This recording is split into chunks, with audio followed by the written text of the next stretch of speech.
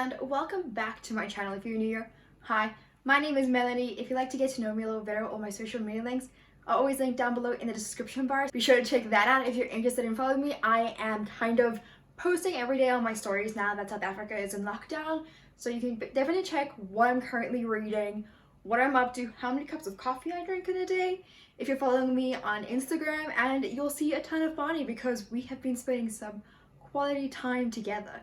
But as you can see by today's title, I'm here to talk about all the books that I got in March. I'm so excited to show you. There are some really anticipated releases here that I can't wait to get to. I'm definitely getting to some of them sooner rather than later, but I'm so excited to share this with you. Let me know down below in the comment section if you've read any of these books or you would like to read any of these books, and let's just talk about some of these releases even. Without further ado, I think we should start with the books that I got. As always, I've actually kept them in the order that I've gotten them, so you'll see that maybe I'll mention a publisher again later on, but most of them are quite very much in sections, I guess.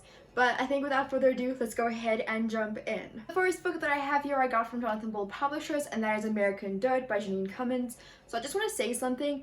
I'm aware about the controversy surrounding this book at the moment, and I'm really aware of it. I have a Vox article down below in the description bar for you to check out if you are not sure about it. So I requested this book before the controversy came to light, and I am keeping it in mind whilst I am reading it because I'm currently busy with it, and I will also be taking note of it whilst I'm reviewing it. The next book that I have here I got from Pam Macmillan South Africa, so a huge thank you to them for sending me Ember Queen by Lara Sebastian.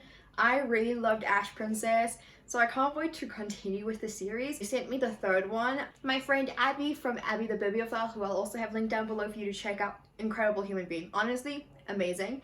She came and visited me during the month of March. It had been a while since we had hung out, so she came to me and she ended up spoiling me on that weekend, and she bought me two books. The first one is Renegades by Marissa Meyer. So I actually originally purchased this for her, but because the spine doesn't match up with the new ones, she wanted to get the newer edition of Renegades, but I'm not too much of like a fussy person about that at the moment. I really liked Renegades. I've read it before. I read it as an ARC just before it came out, and it's such a good book, so I can't wait to actually jump back into this world. The next book she also brought me is Eden Conquered by Joel Chabonneau. Abby really enjoyed Dividing Eden. I'm really excited to jump into the series, and it's quite short books. I mean, I think both books are just over 300 pages. The other book that I got this month is Foul is Fair by Hannah Kappen. This I got from Penguin Random House South Africa. Thank you to them for sending this to me. The story is about revenge against those who have hurt her. I think it's a very important book, but it is quite heavy,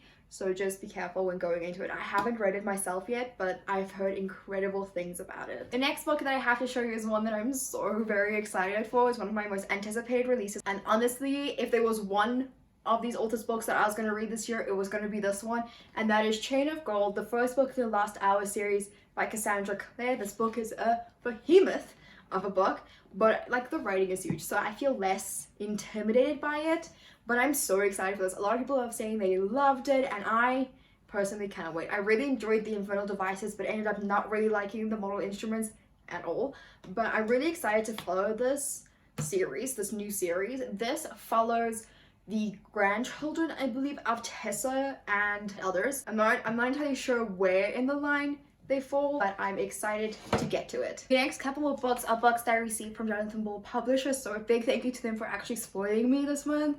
Like, looking at how many books I got from them, honestly, one of my favorite agencies out there, and they're such incredible people. So the first book I have is one that I'm really excited for as well, and that is Waste Not Every Day by Erin Rhodes. This is 365 ways to reduce, reuse, and reconnect, and something that I've been really wanting to do and really look at doing is kind of limiting my waste and kind of getting to the point where I'm not wasting a lot of things. So by this I mean, like, I'm not buying single-use plastics or things which aren't compostable. So I do want to use this, and I think that this is so cute. It even has some really cute illustrations inside, so I'm really excited to use this as a guide to educating me and also kind of helping me get on the way to becoming as waste-free as I possibly can be. Next book that I have here is The Silent House by Nell Patterson.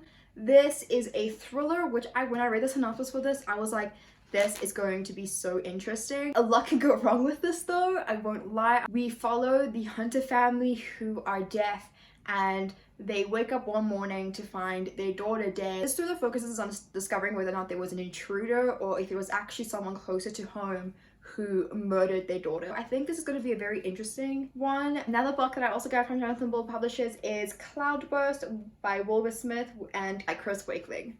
And this is set in the Democratic Republic of the Congo, and we follow like this kid whose parents go missing, and this is just like a really short YA thriller-esque book set in the jungle.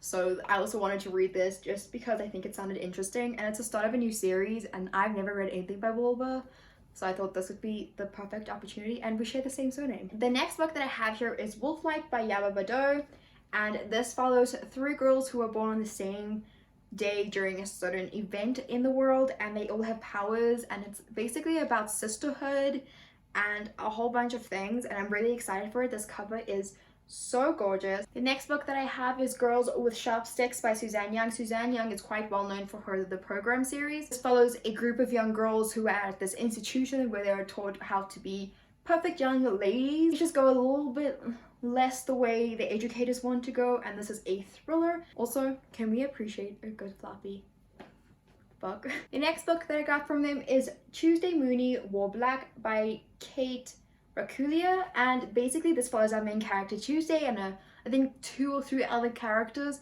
as they are busy discovering and solving this puzzle which an old millionaire has left for someone to discover. However, things are not as they seem. This is, I believe, I don't know, I think some people have described it as a dark magic realism book, so I'm really excited for this, and I really like this cover as well. I think it's quite well suited. The next book that I have here is My Dark Vanessa by Kate Elizabeth Russell. So this book is another really important book. It follows our main character Vanessa, who when she was 15 had a relationship with her English teacher, and she thought it was all innocent and true love, and it's now a couple of years later and that same English teacher has been accused of sexual assault by various other people, and now we have Vanessa who is trying to discover whether or not she was in fact sexually assaulted or if she was actually in love and her English teacher was also in love with her. And I'm really intrigued to read this. I've heard incredible things so far. The last book that I got from Jonathan Bull in this set is Dead to Her by Sarah Pinborough. This I actually saw on Books and Lalas, who I'll have linked down below's channel, and she wasn't a fan of this, but I read the synopsis and I was like, I could read this. Also, this writing is huge. I mean, like, it's huge. So I'll probably pick this up sooner rather than later just because it's so interesting. So we have our main character who is Marcy, and she marries into a rich family, and Jason has already previously had a wife, and then Jason's boss brings a prospective romantic interest of theirs, and she is prettier and nicer than Marcy, and Marcy is feeling distinctively left out, and she doesn't want to feel that way, so she wants to keep her position that she previously had before this newcomer arrived. And it's like, what will she do to keep this position? We're now going to reach a couple of books that I purchased for myself from Bargain Books. They are always like the best place to go and buy things. Cheap books sometimes, and also they have really great selection, which I always appreciate. But yeah, let's just jump in. First book that I have here is Down 2nd Avenue. I'm not going to try that surname because I tried it and people laughed at me.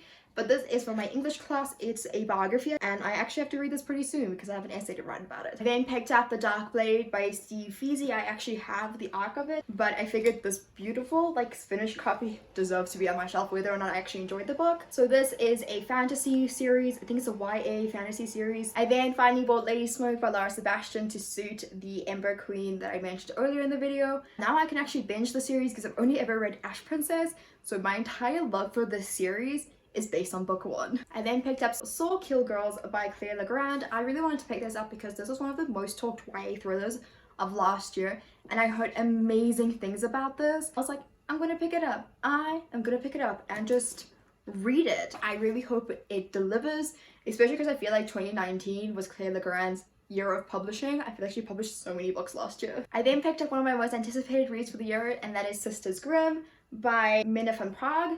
And this just follows 4 sisters who are born to different mothers on the same day, and they have magical powers, and it sounds so good. She thick. and she's almost 500 pages.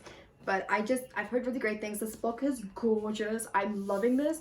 If you've seen the hardcover, it's cloth bound, which means it doesn't have a dust jacket, and it's got, this is all embossed, and the back is also embossed, and I was just like, oh my goodness, I need that in my life. So I'm really excited for this. I have high expectations, but also not a lot of high expectations because I don't really know what it's about. Basically, I'm just expecting a good book. The next book that I have here is one of my most anticipated releases as well, and that is House of Earth and Blood, the first book in the Crescent City. Although I always call it Crescent City, I think everyone does.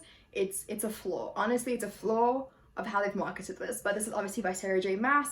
This is a behemoth of a book coming in at just over 800 pages, and it follows our main character Bryce, who is a half fae, and Hunt, who is an angel, as they're trying to discover and solve this murder mystery.